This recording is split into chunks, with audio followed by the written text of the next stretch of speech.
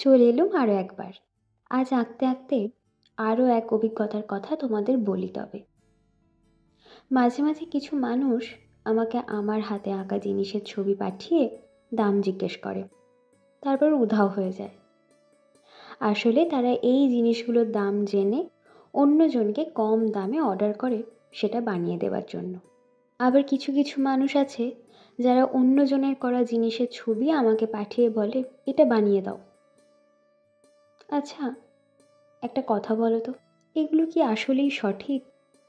আচ্ছা, এমন করে কি দুজন মানুষকেই অপমান করা হচ্ছে না?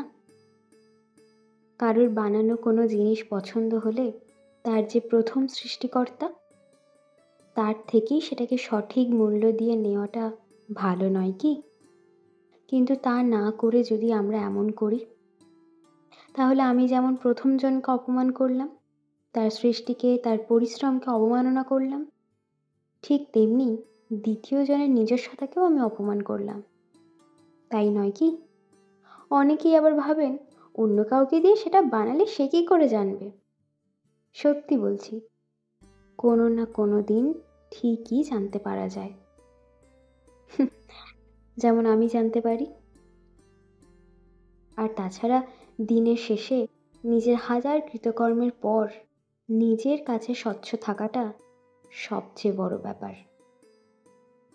কি জানি কতটা বোঝাতে পারলাম। যাই হোক, এই নকশাখানি কেমন হয়েছে বলো তো দেখি। অপেক্ষায় রইলাম কিন্তু কমেন্টের।